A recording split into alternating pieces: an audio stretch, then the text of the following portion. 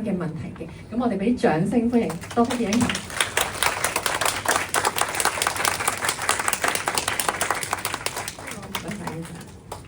好，大家好，攰唔攰啊？攰唔攰啊？唔攰啊！咁我繼續講咯喎，我係多得 Bianca， 睇下有冇講翻開睇。好，咁今日咧就係咧都係同大家講呢個壓力同埋情緒嘅。咁我知道咧 Angela 咧之前有好多位咧都已經 cover 咗啦。咁我今日咧就想同大家分享啲咩咧咁樣。咁就係有咧關於就係壓力係咪動力？頭先你哋上咗堂啊嘛，係咪？你應該答到我嘅就問啲問題。咁啊情緒係啲咩啦？我哋點樣去識別自己有冇呢啲嘅情況啦？咁最後尾咧，我都會分享下一啲嘅個案咧，我點樣用營養去幫到佢哋嘅，好唔 OK 啊？係啦，咁亦都會講下咧，就係一啲嘅方法點樣可以幫我哋舒壓啦咁。好啦，咁開始之前咧，咁我就同大家做一個簡單嘅活動先。係啦，咁呢個簡單嘅活動咧，其實係平時大家已經做緊㗎。咁但係原來我哋有意識地去做咧，係可以幫我哋舒緩到我哋嘅情緒嘅喎。而係做呢個練習咧，就有啲步驟啦，OK，亦都有啲規矩嘅。係啦，咁咧我哋一般人咧，而家睇下自己咧有冇攬住啲袋啊，嗰啲叫咩？碌屎你寫緊碌屎唔緊要，攬住啲褸啊，係咪啊 ？OK， 有冇發現咧？有啲人自己上親堂咧，都會攬實啲嘢㗎。有嘅請舉手，係啦，去親邊度上堂或者做啲咩都好，都攬實啲嘢嘅。OK， 咁可能你有少少焦慮㗎咯喎。OK， 因為咧攬實啲嘢咧係代表我哋個人冇安全感啊。係啦，咁如果我哋咧要咧放鬆自己咧 ，OK， 即係減壓嘅時候咧，第一樣嘢咧係先要令自己放鬆嘅，係啦。咁點樣放鬆咧？首先而家大家要將你哋嘅袋咧放喺側邊，係啦。有冇翹緊腳坐啊？又係焦慮嘅表現嚟嘅喎，我哋咧要咧係咪坐低嘅時候唔好翹腳，係啦，喺一個輕鬆嘅位置，啲電話啊、剩啊嗰啲好重要嘅係咪？可以擺入袋先嘅，係啦，我哋唔好有啲電子產品去騷擾我哋先，得唔得？係冇苛刻啊？我上堂就係咁樣噶啦，我要啲學生全部眼睛望住我，啲袋要放好嘅。好啦，仲有人咧，咁跟住咧，我又會咧巡嘅喎，好鬼衰喎。嗱，放低佢啦，呢位同學，係咪啊？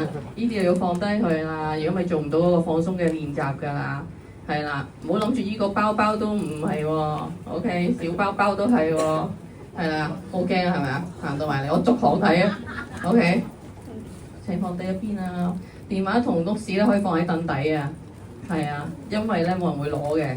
邊個攞咧？我會捉佢翻嚟嘅，係啦，冇乜藉口嘅。要 send message 就而家要 send 咯喎，唔使影相嘅已經環節，係啦，包包可以放低佢啦。不過唔會逼人嘅，係啦，不過俾個好嚴厲嘅眼神啫。好啦，咁我哋咧就係簡單咧做深呼吸嘅練習。嚇，講咁耐做深呼吸嘅練習係咪？咁但係咧，我哋做深呼吸嘅練習咧，首先咧。就係所有嘢放低啦，可以放喺凳底啦，係啦，碌屎同埋手袋仔，係啦，好有壓力個嗬，呢種已經壓力咯，係咪啊？我望緊你，係啦，咁跟住之後咧，我哋深呼吸咧，記住咧，深呼吸嘅時候咧，其實好簡單嘅啫，就係用鼻吸氣 ，OK， 口呼氣嘅 ，OK， 咁但係咧就咁做，有啲人眯埋眼，有啲人擘大眼，係咪？咁眯埋眼係好啲嘅。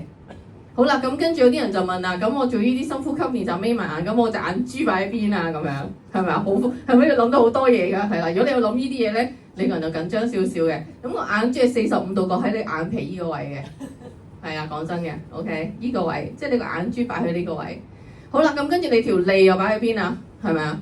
上定下咧定平放咧？係咪？好多嘢諗㗎嘛，我哋做深呼吸練習，條脷咧就係頂個脷尖咧係頂喺你兩隻門牙後邊嘅。因為其實嗰度有個穴位咧，係幫你放鬆嘅。好啦，大家而家先做呢樣嘢先。好啦，咁跟住我哋就係鼻吸氣啦。OK， 口呼氣嘅要。OK， 你吸幾耐都冇所謂嘅，唔使忍嘅。係啦，吸一下，深呼吸，鼻吸氣，吸氣。好啦，跟住口呼氣。好啦，咁樣為止咧，完成咗一次喎，係咪？好啦，咁我哋點樣可以將呢個放鬆練習做得好啲咧？其實就係當我哋吸氣嘅時候咧。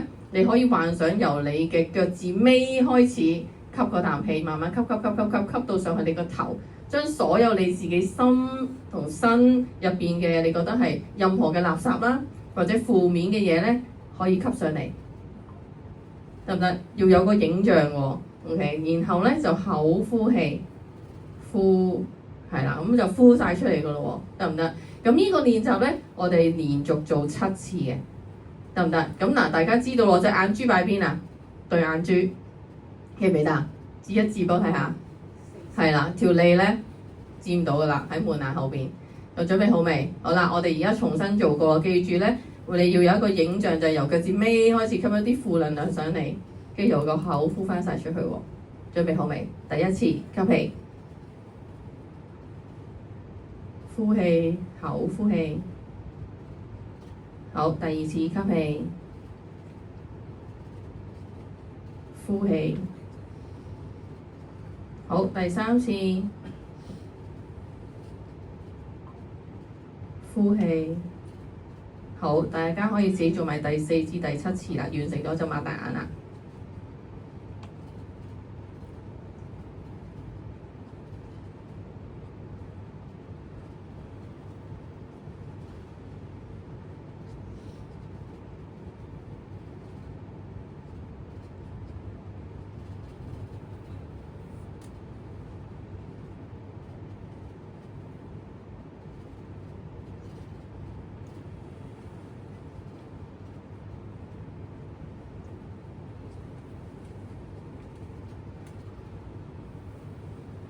好，差唔多啦，係咪？好啦，有咩感覺啊？平時有冇咁樣吸氣呼氣㗎？有冇好有意識咁樣去做呢件事啊？冇，咁樣做有冇唔同啊？有咩唔同啊？個人係鬆咗，係咪啊？所以咧，當我哋咧如果有一啲感覺到個人亂啊、有壓力啊或者唔舒服啊，你覺得自己唔係活在當下嘅時候咧，就可以即刻做呢個練習，帶翻自己翻嚟啦。我哋唔需要又好複雜地話focus 喺個頭啊、身啊、腳各方面嗰啲係唔使嘅。其實連續7次，一定要7次。點解咧？因為頭嗰2次咧，我哋係叫醒緊我哋個身體要去做呢件事。第3、4次咧，其實你適應緊嘅。最有效咧，其實第5、第6次、第7次咧就係埋尾啦咁。咁呢幅圖咧，其實頭先咧，阿 Angela 應該都有講過嘅，就係話咧壓力咧，其實咧都係咧一個內部俾我哋嘅信息啦。呢個信息咧就係咧俾我哋知道咧，我哋要做啲嘢嘅，係啦，即係因為你嘅身體已經負荷咗啦，咁我哋要做啲嘢啦。咁當壓力嘅時候咧，我哋嘅身體啦、我哋嘅認知同我哋嘅情緒啦，甚至乎行為咧，都係會有反應嘅。咁呢幅圖咧，係一個測試嚟嘅，咁就係測試下你自己知唔知自己有定冇壓力，係啦，咁你可以影低佢，咁咧你就要計分喎，唔使計分嘅，應該話從筆就係0分啦，係咪？跟住咧總是咧成日都有咧就係4分，咁如果你14題入邊咧，你好多條咧都係答有時、常常或者總是嘅話咧，即係你答呢啲嘅答案係多過從筆啊，或者係嗰個叫做咩偶爾咧。咁基本上咧都係有一個壓力嘅表現喺度㗎啦。咁呢個係正常嘅，我哋每一個人都會有嘅。咁而係咧，當我哋有壓力嘅時候，好多時我哋係有情緒啊，係咪？咁情緒係一個好定唔好嘅嘢嚟。我哋成日話人哋你咁多情緒嘅咁樣，通常我哋一講出嚟就你唔好咁有情緒啦，係咪啊？咁講到好似一件唔好嘅事嚟喎，係咪啊？尤其是我哋即係中國人咧，好似咧即係如果你個情緒太波動咧，就係代表唔好嘅。咁但係呢一度咧，我想今日大家記得嘅重點就係其實情緒咧係一個好自然嘅反應嚟嘅，係一個身體嘅信號話俾我哋知咩提示我哋要照顧自己啫。咁情緒係好嘢嚟嘅，只不過如果你持續地唔理自己嘅情緒，視而不見，冇嘢嘅咁樣係啦，即係時間可以處理所有嘢。又或者即係聽到自己個心入邊已經係唔舒服啦 ，OK， 同自己講嘢啦，咁慢慢咧就會變成一啲唔好嘅啦。咁所以情緒本身咧係一個示範嚟嘅，係冇好同壞嘅，係好嘅。其實係某程度上因為佢提示你要照顧自己嘅。咁但係我哋點知道我哋呢啲情緒幾時係壞啊？咁頭先亦都有一啲嘅 slide， 我見到 Angela 有提過原來咧。我哋係有啲嘅小測試可以做嘅，例如就喺過往嘅1個月，你有冇出現呢啲情況啊？頭痛啊、胃痛啊、肩緊僵硬啊，又瞓得差咁樣啊？OK， 休息咗好耐都越瞓越攰啊？OK，去旅行又攰過翻工啊咁樣，跟住去完旅行翻嚟更加唔使翻工啦，即係其實去旅行又攰，翻工又攰咁樣，一年365日都攰，有冇啊？有冇㗎？都有啊 ，OK， 只不過唔同程度嘅攰啫 OK， 咁所以咧。大家嘅身體已經出現咗警號啦，OK？咁咧原來咧嗱，你嘅心血管可能會有啲嘅狀況出現啦，係咪啊？咁可能你會心跳好快啦，好唔舒服啦，成日會有好驚嘅感覺啦，胸口痛啦，係咪身體？咁呢啲點解會擺出嚟咧？因為其實亞洲人咧情緒咧係好少話好崩潰咁樣放出嚟嘅，有嘅通常喺屋企，係啦，喺出邊咧係好似好平淡如水咁樣嘅，係啊，大家見到都好平和嘅，係咪？我喺屋企咪咁啦，係啊。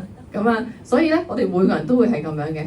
咁所以我哋好多時咧，亞洲人咧，就係當我哋有情緒嘅時候咧，係會出現就係我哋身體嘅狀況。咁喺心理學嚟講咧，呢啲我哋叫做 somatic 嘅 symptoms 啦，咁都係講緊你個情緒已經係爆煲咗嘅表現。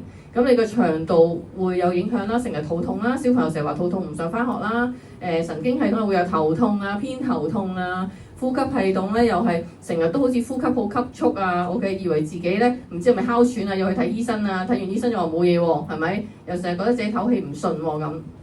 咁另外就係咧其他嘅症狀啦。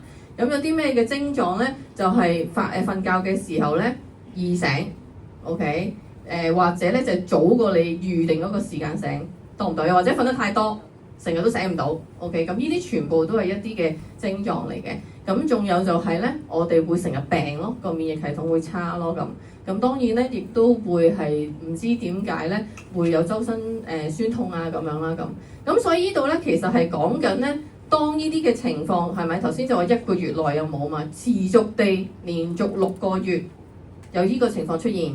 而你亦都因為咁樣咧，而影響咗你生活嘅某一啲嘅部分，例如可能就係返工有影響啦，又覺得你成日要睇醫生啦，瞓唔好啦，或者可能影響咗你社交啦，即係唔想同朋友出街，成日都好攰啊，驚出到去咧又病過啦咁。咁呢啲其實已經係一種嘅情緒病嚟㗎咯喎，係啦。咁你要知道咧，而家情緒病咧係5大殺手之一嘛，係咪慢性？OK， 咁所以我哋一定係要正視呢樣嘢。咁如果你身邊有人咧都呢個情況咧，都要正視嘅。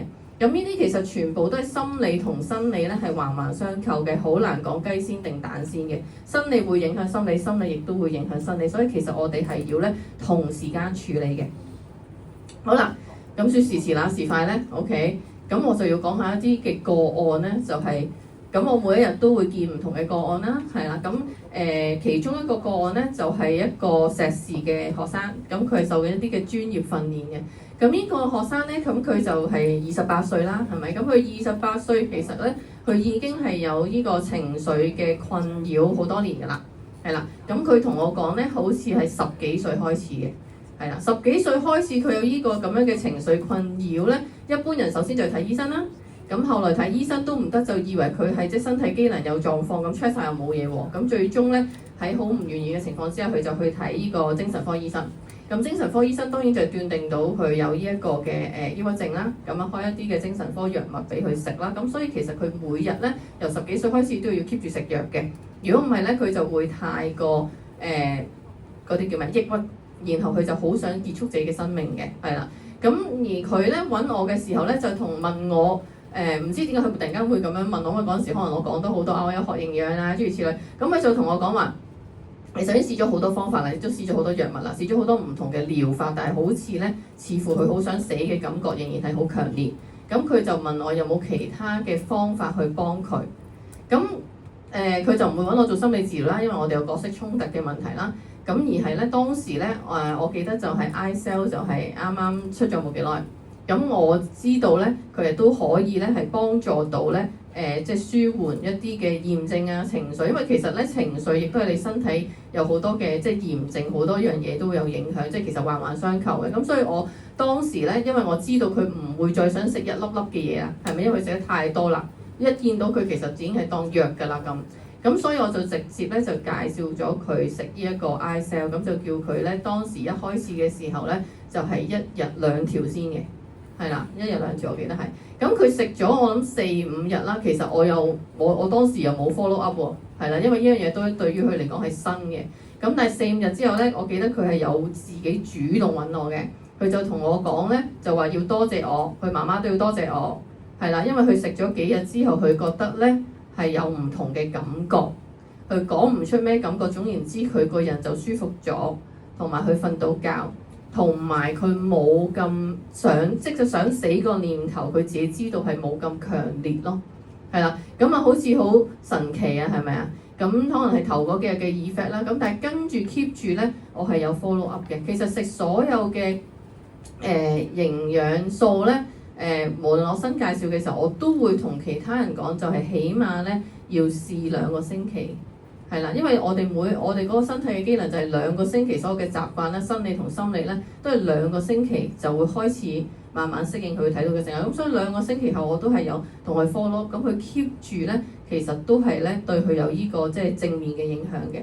咁所以咧後來佢就加到咧每日有即係4條，咁佢食咗1-2個星期之後佢就好咗好多，跟住佢就同我講話，咁佢即係 keep 住食就可以啦咁。咁呢個係第一個個案啦。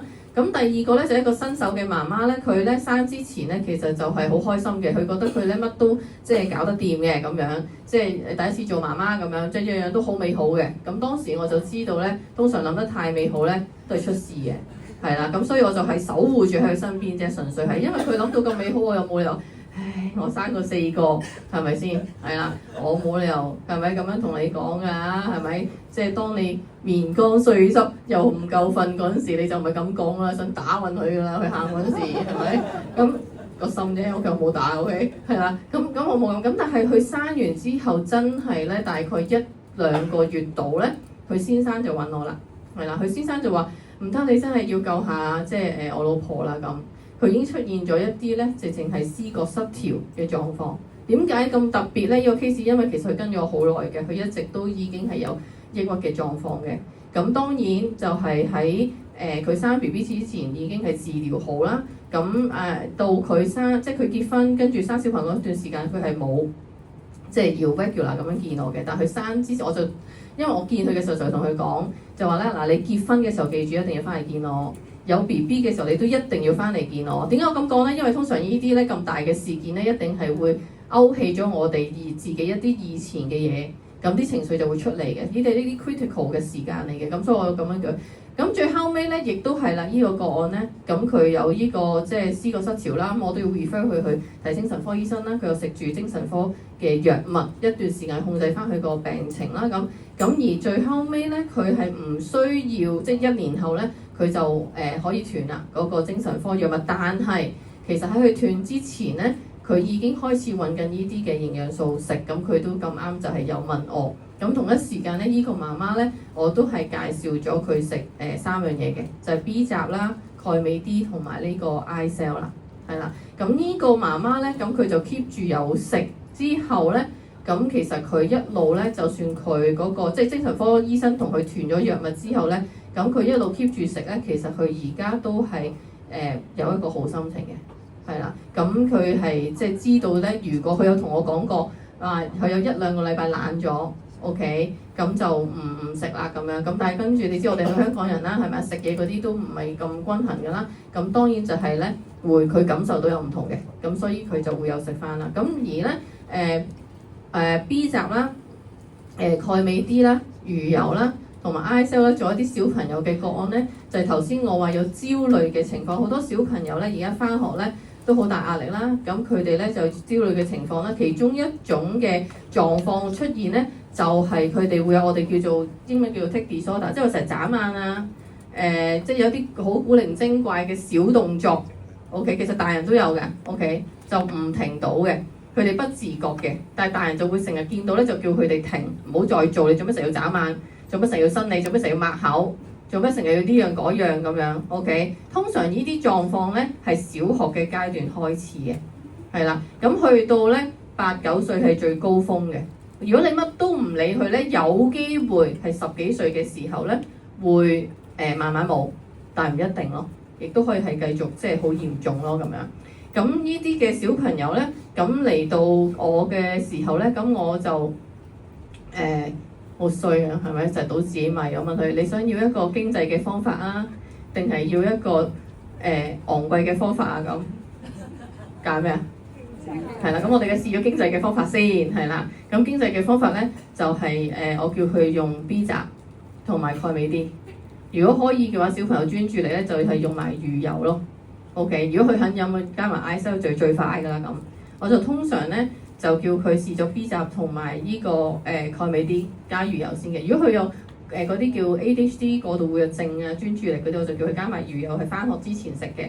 咁佢哋咧就食咗2個星期先，係嘛？你叫我食2個星期嘅。咁咧，我咁多個個案入邊，即係話有 Tic Disorder 嗰啲咧，全部喺我嘅經驗啊嚇，我唔知其他人，純粹係我自己嘅個案，或者我身邊嘅朋友介紹啫。基本上咧，食咗 B 集同鈣鎂 D 2個星期內咧，佢哋嗰啲嘅小動作咧，係真係減到得返，可能係20% 咯。係啦，咁有一個咧。直情係佢係食緊，最初朋友介紹佢嚟見我，咁佢就覺得心理學家喎，即係話我對佢黐線啫咁樣，我梗係唔帶佢見啦咁樣，我帶精神科醫生咯咁樣，係啦，咁佢覺得即係精神科醫生開嘅都係藥，咁佢就俾個小朋友食藥嘅，咁食咗嘅時候係好啲嘅，佢同我講，但係1年後咧，佢開始減藥嘅時候咧，即係嗰食咗一段減藥咧，就係出翻晒嚟，仲要嚴重過佢未食藥嘅時候。咁所以嗰陣時佢就屈服啦，就覺得可能要真係即係心理嗰邊啦咁。咁其實心理嗰邊咧係可以處理到嘅，係啦，講真。咁佢見我幾次，咁咪減咗，我諗係40%啦。OK， 即係飲有啲心病嘅嘢啦。咁但係我都係問佢：你想唔想再快啲啊？咁樣，咁佢想啦，係咪？再經濟啲係咪？唔使見我嘛，係咪？咁我就介紹咗佢食 B 集同埋鈣鎂 D 咯。咁佢呢個小朋友係食咗1個星期啫。其實佢就嗰啲 symptom 係少咗好多咯。2個星期之後佢再嚟見我係冇啦，基本上佢淨係好緊張嘅時候有少少咯。爸爸媽媽係睇到嘅，小朋友自己係知嘅。咁最終呢件事咧，佢直情係精神科藥物嗰邊咧，佢同醫生講話，咁可唔可以唔食啊？咁醫生話其實都食到咁少，咁 OK 啦，你唔好食啦咁樣。咁佢就 keep 住食呢樣嘢咧。就冇再出現呢一個咁樣嘅狀況啦。咁所以點解係因為我自己嘅個案，我就好有信心咁樣去同大家分享。咁所以咧，除咗呢幾樣嘢之外，當然有一個營養嘅早餐咧係好重要嘅。如果大人係咪加埋即係 double X 啊咁樣嗰啲，但係如果係 for 情緒咧，專注情緒嘅部分喺我嘅經驗入邊咧，就係呢幾隻嘅營養素咧會好幫到大家。但係無論你係自己定係身邊嘅人，你都要去跟進，就係持續地，起碼要2個星期。OK， 一般人佢哋先會開始感受到嗰個效果嘅，得唔得？好，咁我今日咧嘅分享去到呢度，咁最後尾咧就係俾呢一句大家，其實我哋咧嘅情緒咧都係源自於我哋有時塞咗自己喺一個框框入邊啦。咁其實如果每一日我哋都提醒自己呢一啲嘅正面説話咧，同自己講一次，其實都會係幫到我哋。即係個情緒咧係健康啲嘅，得唔得？好，咁我今日嘅分享到呢度，唔該晒。好，咁啊，多謝 Dr. Bianca 嘅專業嘅分享。